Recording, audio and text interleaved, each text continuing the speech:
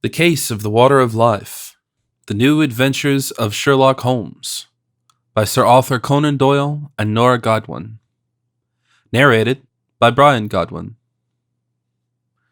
In the late summer of 1884, Sherlock and I were on a business trip to Scotland. Holmes had received a telegram with a new case, and to my surprise, promptly confirmed to take it.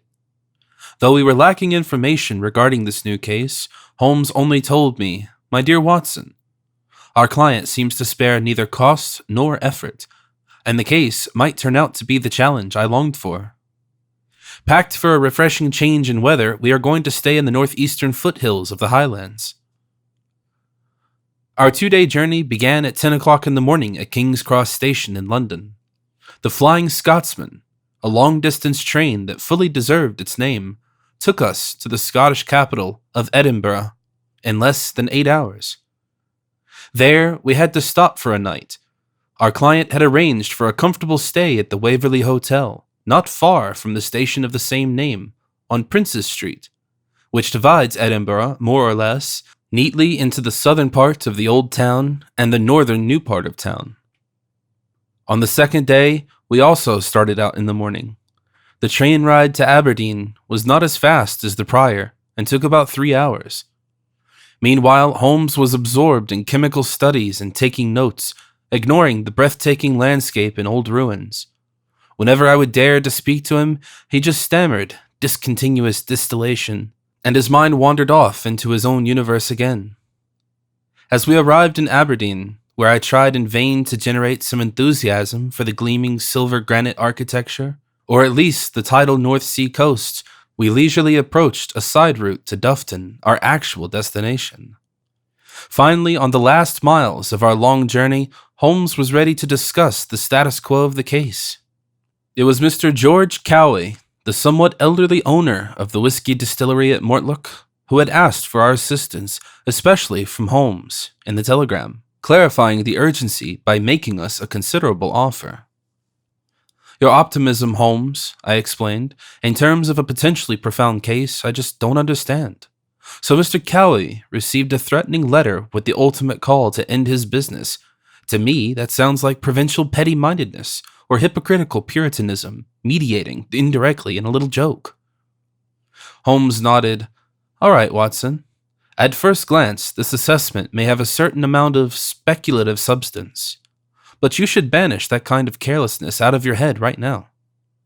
Holmes actually tapped my baffled forehead with his right fist and continued, "Mr. Cowie takes the matter extremely seriously. His financial offer is underlining this. If it really is just a joke by the local religious fanatic or a confused moralist, that's fine by me. But I still expect more from this." "Yes, but what?" I asked. Holmes smiled. "Oh, death and destruction, my dear Watson. A threatening letter promises nothing else. What a fantastic prospect for investigative entertainment."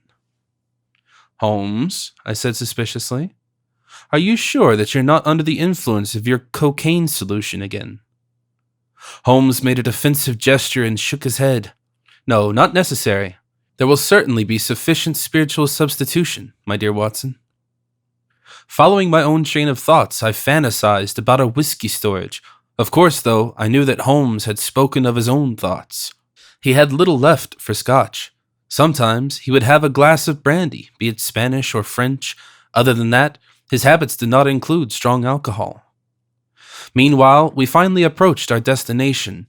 Through the large window in the distance we saw, actually I saw, Dufton, and the very impressive 12th century castle ruin of Balvenie Castle, where once this area was ruled from. The town itself lies in a wide, evidently bowl-shaped valley traversed by the River Fiddich. The old Gaelic name Mortlake is nowadays only used by the distillery. Originally presumed to be a Pictish settlement in the early Middle Ages, it grew to become one of the first Christian settlements, which was also reflected in an interim episcopate. However, Dufton's name has only been around for about 70 years. Esteemed veterans of the Napoleonic Wars, glorious triumphants of Trafalgar and Waterloo settled there, and the name changed after the 4th Earl of Fife, James Duff. Today, hardly more than 1,300 people live in Dufton and the surrounding areas. Of course, Holmes was not impressed with my display of historical and demographic knowledge. Fascinating, he said after my lecture. Fascinating with what trivialities you burden your brain. A further discussion on the qualification and evaluation of priority, secondary, and utterly useless knowledge was ended before it even began, and the train entered the small Dufton station. I hurried to gather our suitcases, because our next ride would soon depart to Inverness, where once Macbeth killed King Duncan, at least according to Shakespeare's oeuvre. As I was waiting with our luggage at the exit, Holmes rose from his seat with all ease as the train finally came to a standstill.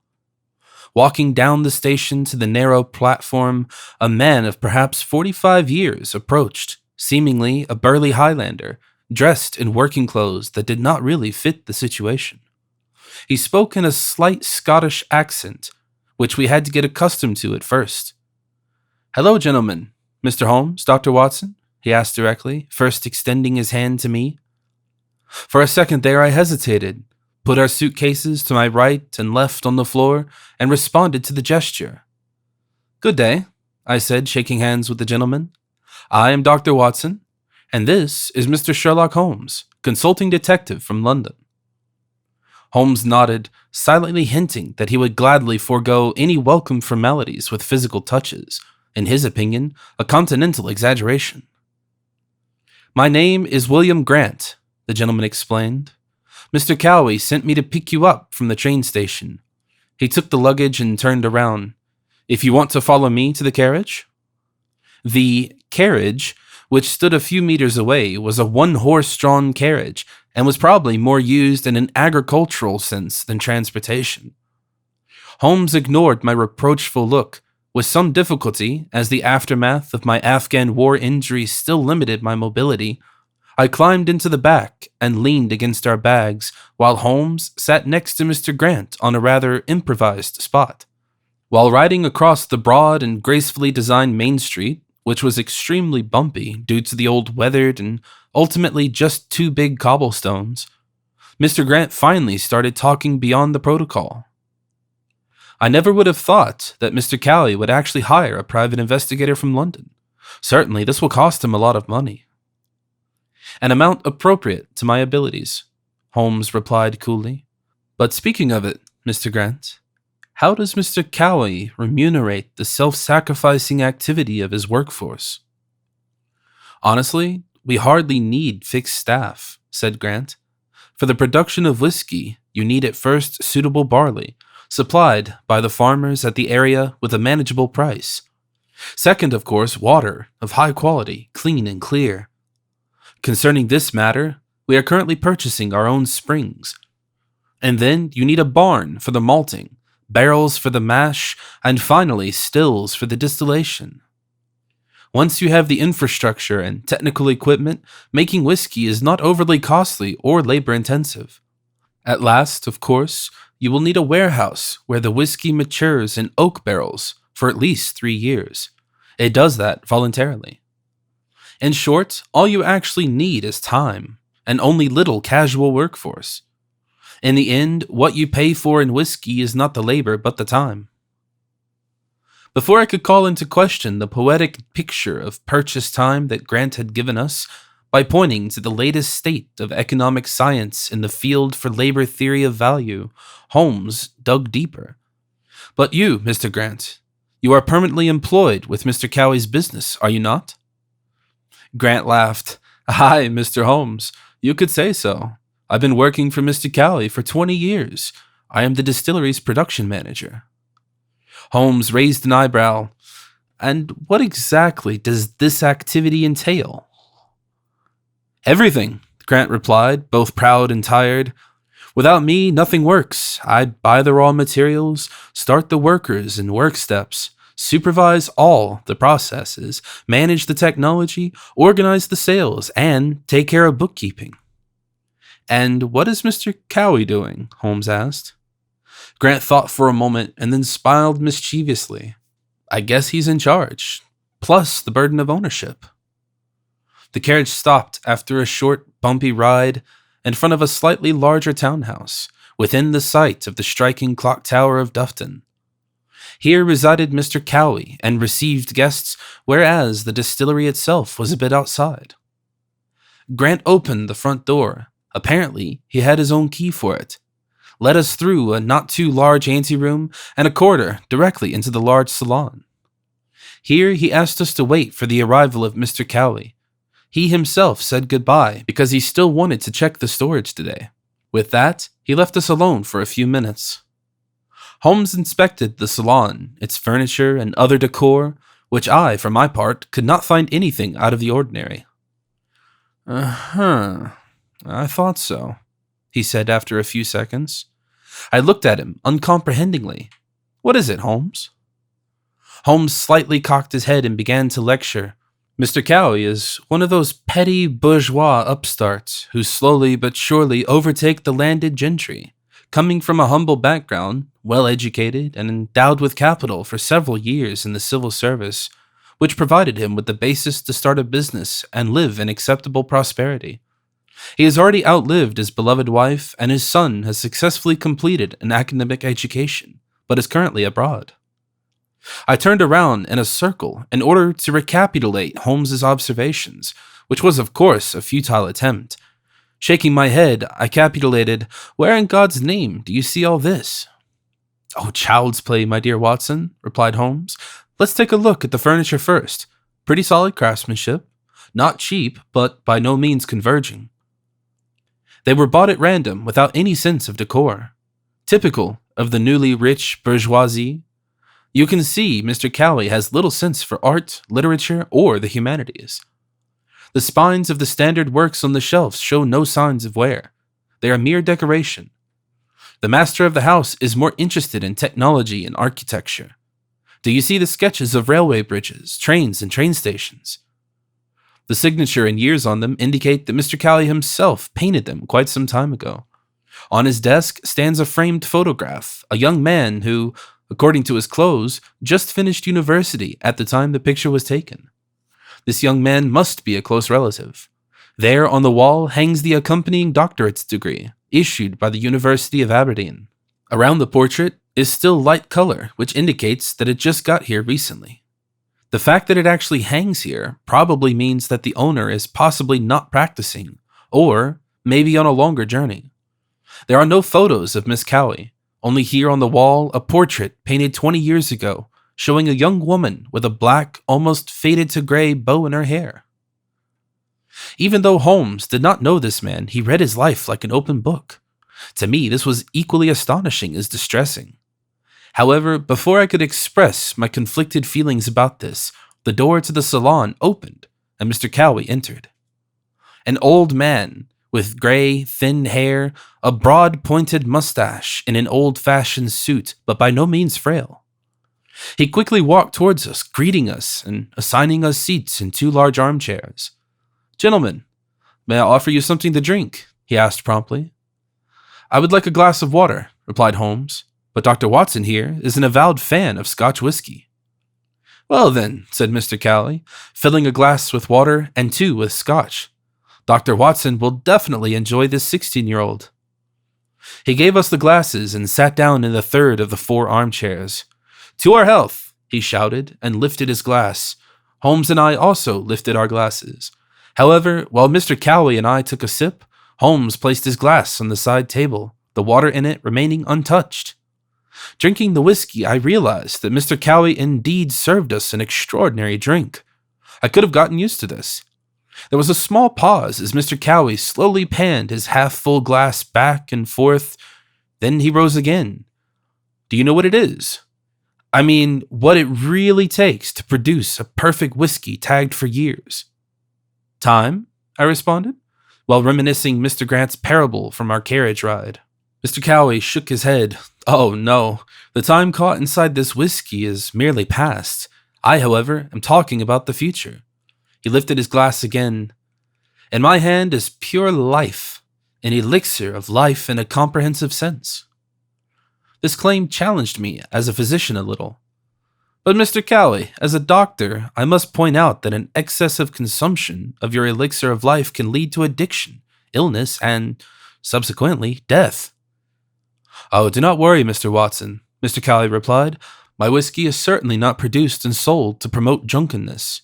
No, no, we stand in the noble tradition of ancient special knowledge that once was only passed on by the Celtic Druids, orally from generation to generation.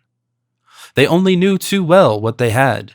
Do you have any idea, Dr. Watson, what the word whiskey means in the Celtic original? I must confess, I replied somewhat sheepishly, my Gaelic is just a little rusty.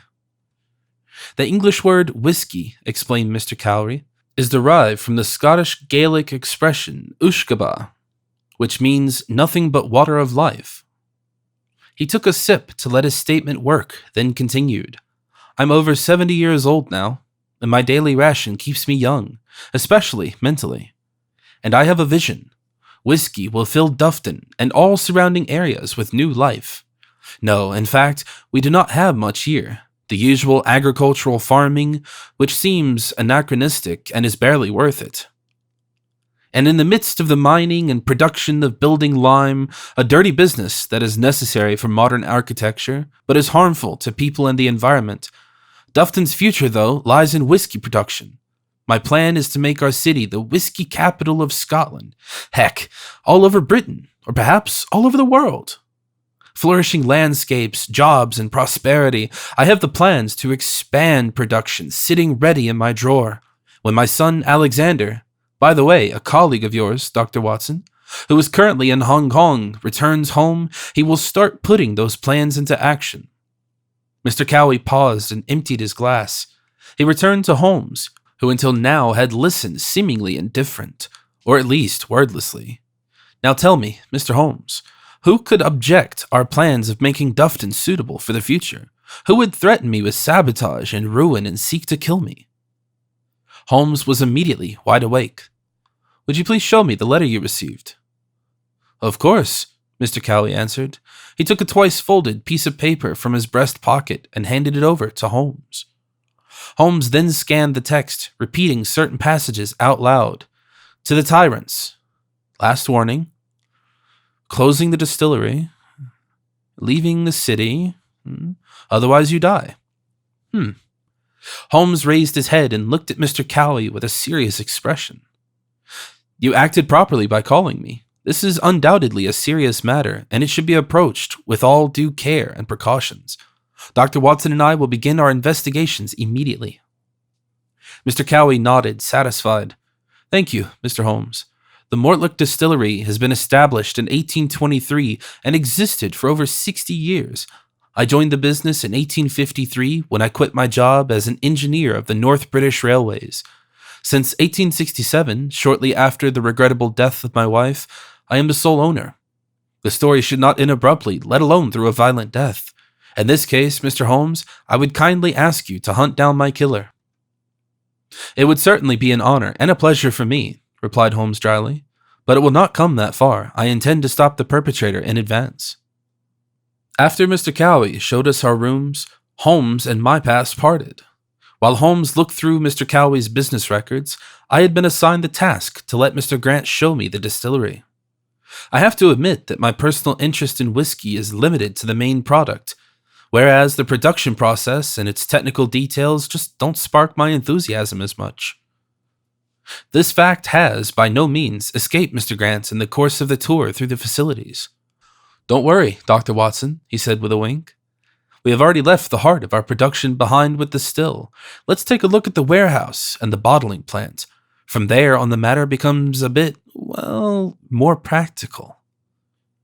Mr. Grant proved to be a down-to-earth man who worked hard and obviously knew everything there was to know about making whiskey.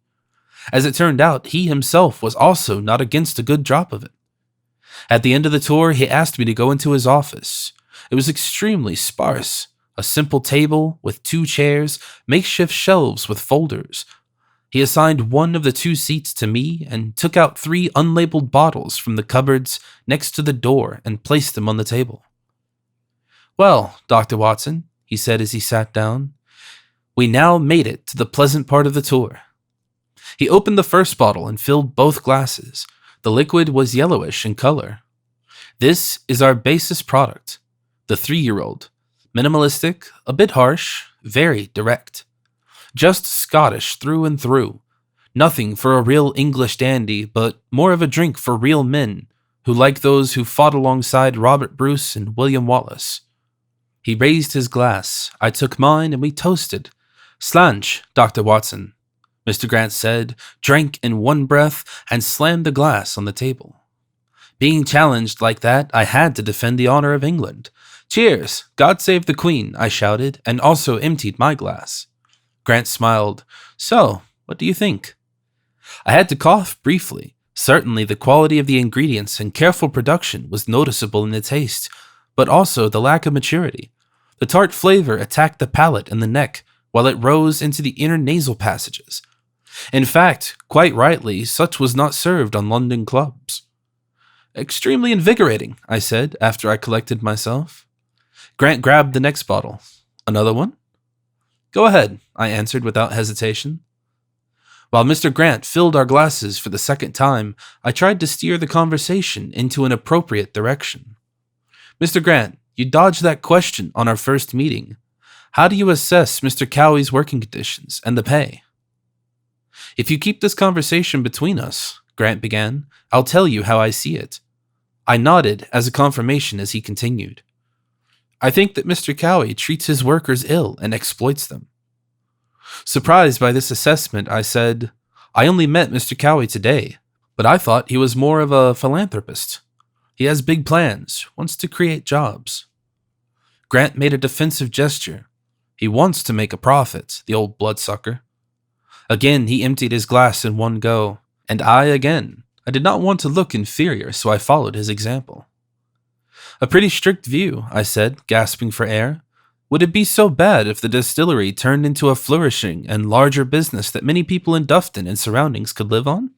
Grant shook his head. With the prices we pay for the barley, the farmers can hardly exist, and we already take a good 30% of the better harvest. The workers in the distillery all only have temporary contracts and are regularly without employment and income. That is the business model of Mr. Cowie. But as a production manager, you help him to maintain his plan. Why? I asked. Pouring his third glass, Mr. Grant answered, That is true, Dr. Watson, but I also have plans. I save every penny I do not need to survive. And in 2 or 3 years, I will be able to start my own business and open my own distillery. I was the first to raise glass, to good fortune and success in your endeavors. We toasted and drank, but Mr. Cowie would not like to lose his key employee, I continued, especially when he is about to compete with him.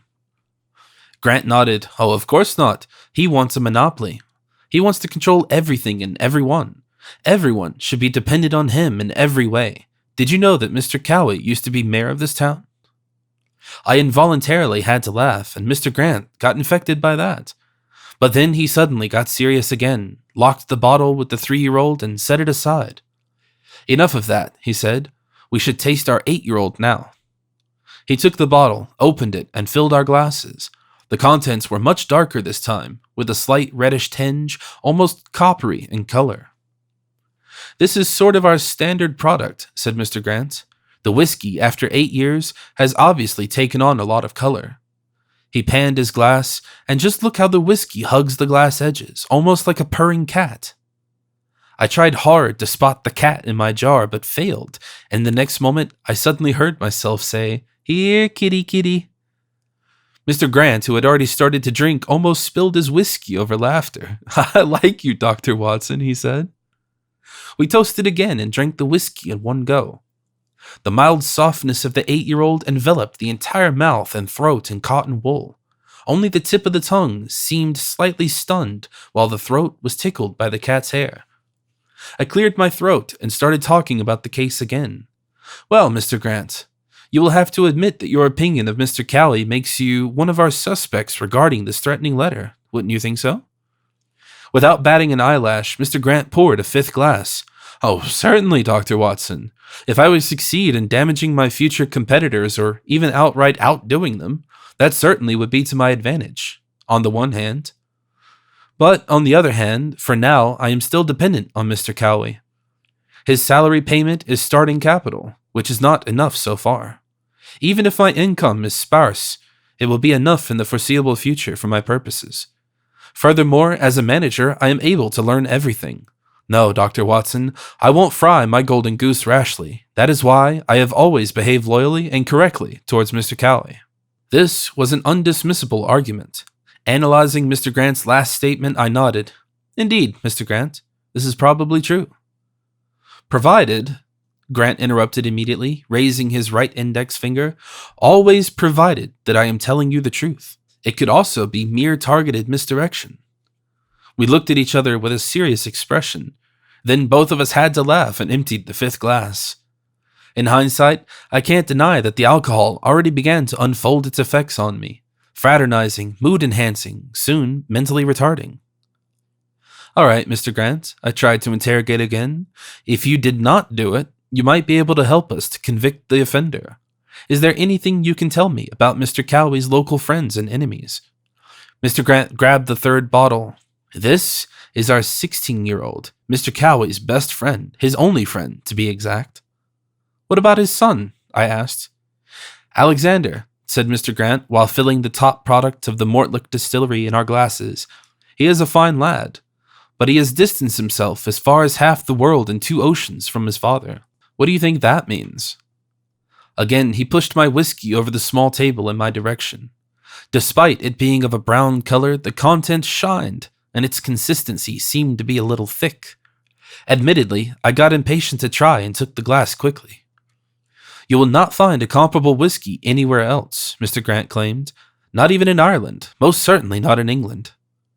He raised his glass to a toast. "To Scotland." As if drawn by magic, I jumped out, shouting loudly, "Long live the Empire!" and emptied my glass. Mr. Grant made a puzzled face for a moment. Grinning, he jumped up and jerked his heels. "Rule Britannia!" he shouted, pouring down his whiskey and saluting the empty glass in his hand. I immediately agreed, and we sang the chorus with all our fervor at least 2 times, before we happily sank in our chairs. I'm afraid Her Majesty the Queen would not have been amused by this questionable vocal performance. "Well, Mr. Grant," I said, trying to hold my voice together, "let's talk about Mr. Cowie's enemies. What do you know about them?" Mr. Grant picked up the bottle of 16-year-old and looked at it. "Many things, Dr. Watson," he answered, "but that will take some time." "Oh, time is no issue," I replied, shoving my empty glass across the table. To my infinite regret and shame, this was the last thing I can remember clearly and without a doubt. The rest of the evening with Mr. Grant and the 3 whiskey bottles increasingly blurred into a fog or rather improper, drunkenness. Only incoherent word fragments and mindless facial expressions haunt my brain. Under normal circumstances, this episode would have to be remembered as my biggest failure and eternal dishonor in the year of my collaboration with Holmes. The next morning, I was woken up by a loud knock on my door in Mr. Cowie's townhouse. I looked up, disoriented, still lying in bed with my street clothes on from the previous day. As I straightened up, a stabbing pain settled in my head that was not helped by the continued hammering on the door. "Oh, just come in," I groaned, "but stop the knocking for God's sakes." Holmes entered and came to my bed, obviously eyeing me. "Excellent, Watson," he said. "You are already dressed. How are you doing this fine day?" I sat on the edge of the bed. At least I took off my shoes, and stuttered, "Water. Could I get a drink of water?" Holmes looked around and walked to the credenza, where he emptied a jar of water into a glass and brought it to me. "There," he said. "Of course, you're a little dehydrated, a logical consequence of excessive alcohol consumption." "Thanks, Holmes," I said, receiving the glass and taking a long drink. "To my knowledge, I am a physician. I know the consequences of alcohol abuse. Something I don't know is how I got here." Holmes smiled. "Oh, Mr. Grant was so friendly to bring you here, together, when we brought you up the stairs and into your room." Slowly, I became aware of the extent of my misconduct. I have rarely experienced a more embarrassing situation. "Listen, Holmes," I said with difficulty. "I want to make a full apology for my behavior. It is unforgivable and highly unprofessional. I hope you do not think too bad of me." "Oh, my dear Watson, you need to calm down," replied Holmes. "We shall rate your infantile escapades as a singular incident. However, your vocal talent..." He did not continue his sentence and only shook his head compassionately. I was expecting the worst. I did not sing after all? I asked, already suspecting the answer. Holmes smiled. Something similar. You and Mr. Grant arrived here, intoning the Scottish hymn, Bannockburn's March. Apparently, Mr. Grant turned you into a patriotic Scotsman in no time at all. I finished the glass of water to save time. That was the whiskey. I tried to defend myself. Did I say or do anything else I should know? Suddenly, Holmes became serious. You don't remember? What do I not remember? I asked, fluttered. What have I done? Out with it, Holmes. Holmes silently paced up and down the room twice, then came to a stand right in front of me again and looked at me vividly. After we brought you upstairs and Mr. Grant said goodbye, you fell into bed. Whenever I was about to leave, you suddenly sat up and shouted, I solved the case. I know who did it. You're kidding, I said. Holmes shook his head decisively. Not at all. You insisted on having solved the case. So? I asked impatiently. Who was the culprit? I have no idea, Holmes answered. You were not able to tell me any more. You fell asleep instantly. Having no more memory of this insight, I was in absolute shock. Oh, this can't be true. For heaven's sakes, Holmes, did you not try to wake me up? Oh, of course I tried, Holmes replied, but in vain. You slept like a dead man. All you murmured was, water. It revolves around water. Does that ring any bells? I thought about it intensely, but could not get anywhere. Unfortunately, nothing. Well, that is utterly regrettable, Holmes replied. We will have to solve the case a second time. To be honest, I stuttered, while I felt my head pounding. I am afraid I am not in the state to continue. Do you still want to torment me further? Holmes smiled good-naturedly, which did not bode well. Nothing could be further from my intentions, dear friend, he claimed. But apparently the answer is in there, he said as he tapped his fist on my forehead. Oh, for God's sakes, I cried in pain and jumped up. Please refrain from doing that. Oh, wonderful, my dear Watson, said Holmes unperturbed. Now that you've gotten up, we'll help your memory getting started again. What did you and Mr. Grant talk about yesterday? My head still buzzing and humming as if there were a swarm of bees in it, I felt dizzy from jumping up so quickly and had to sit back down on the bed. Before Holmes could protest, though, I made a reassuring gesture. All right, Holmes, all right. I will cooperate. Let me think. Mr. Grant, we talked about him not liking Mr. Cowie. He wants to start his own distillery. He even drew an emblem for it. Something with a stag. But Mr. Grant is not the culprit, is he? Holmes interjected. No, I replied quickly. Then I asked him about any conflicts in Dufton that Mr. Cowie was or is involved in. Mr. Grant said he wanted to control everything and everyone, so he is trying to establish a monopoly, and also already partially achieved that. He's the main buyer of the barley harvesting farmers and dictates their prices. He is also negotiating to purchase the headwaters of the tributaries to the Fittich in order to have sufficient qualitative, clear, and clean water for whiskey production. Ah, water, repeated Holmes. You said that water was the solution. Ah, but that makes no sense, I countered. The farmers do not need spring water. We're in the north of Scotland. There's much more water falling from the sky than is needed for the crops in the fields to grow. That's true, replied Holmes. But who else could be in the dispute over the access and consumption of water with Mr. Cowie? While my headache got more intense, focusing was almost impossible. I'm sorry, Holmes, I whispered. I need to lay down again. The water of life completely calcified my brain. And at that moment, I had solved the case again. Holmes, I exclaimed, jerking briefly at the stinging pain in the back of my head. Holmes, I repeated a little quieter, just to be on the safe side. That's it, the lime production. It requires large amounts of water, which leads its partially contaminated water back into the rivers. Mr. Cowie is about to make this impossible by acquiring the Fittich tributaries at Dufton. Most of the lime production would have to be stopped. The owner would be ruined. Holmes nodded approvingly. Excellent, my dear Watson. That is the solution. Suddenly, I felt full of energy. Well then, Holmes, I said, we have to go. We have to inform Mr. Cowie and the police. They have to arrest him immediately, the lime producer. Irrelevant. I don't know his name. Mr. McGregor, Holmes explained. The owner of the local lime production company is called Donald McGregor. I hesitated. How do you know that, Holmes? Well, whatever. He has to be arrested. Holmes nodded. Exactly. That's why Mr. McGregor has been in police custody since yesterday and was transferred to Inverness this morning while you were sleeping. There, he awaits his trial. But I don't understand, I stuttered. What does that mean? Since yesterday? Already transferred? Holmes, what's going on here?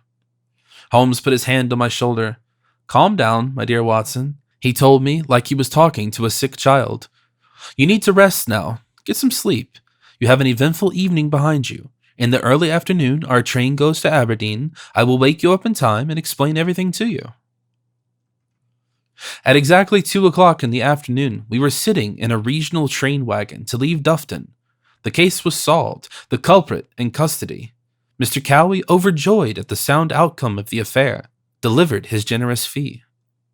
As the train left the station with several whistles, Holmes made a thoroughly satisfied impression, only I was still not quite sure what I should think of the matter.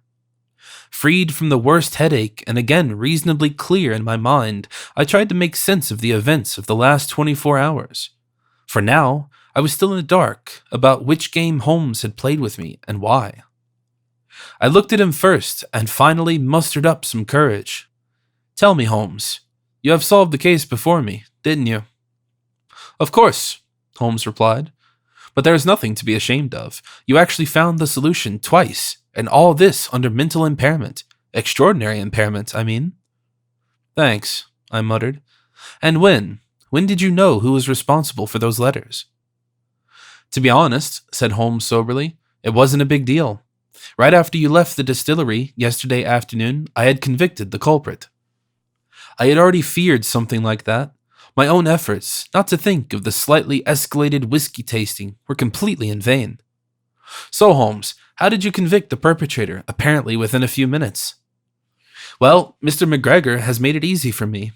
Seemingly, he is missing any talent for crime, which is somewhat disappointing. I simply looked at Mr. Cowie's business correspondence, and as expected, very quickly found some letters addressed to him which were typographically, at the most striking points, very similar to the threatening letter. There was no need for a detailed graphological expertise. The matching letters were written and signed by Mr. McGregor, and thus he had written the threatening letter. When I confronted him with this fact in the late afternoon, he did not even try to deny it, and was arrested by the police without any resistance. So simple, I exclaimed. When, my dear friend, did you want to fill me in? Holmes shrugged innocently. I'm telling you right now. I buried my face in my hands, and immediately my headache returned. Watson, are you all right? Holmes asked. I do have something for you, in case you're not well. Mr. Grant gave me a little present for you. He sends his regards. Unfortunately, he could not send you off personally because there was a lack of time in his schedule. Holmes pulled an unlabeled bottle of whiskey out of his briefcase and held it under my nose. Oh, for God's sake, I groaned. Take this stuff away from me. How ungrateful, said Holmes, peak-faced. In the end, you might even accuse me for taking this case for your sake. Because of me? I asked, uncomprehendingly. What do you mean? Well, Holmes explained, as soon as I read the telegram, it was obvious to me that this case was just going to be trifle, and that the long journey across almost the whole island would be a waste of time. But, I interjected. Smiling smugly, Holmes continued, My dear Watson, you lately seem so ill-tempered back on Baker Street that I thought that a little change and a little task would do you good. Little did I know that you would turn this into an infernal drinking spree. Exhausted, I let myself sink back into the seat. It started to rain, and drops of water ran down the window as we crossed the bridge across Fittich River. I still had a good 12 hours of train ride to think about my life. Would you do me a favor, Holmes? I asked. Certainly, he replied, out of friendly obligation. We want to bring back the spirits, I explained. Please, hand me the whiskey bottle.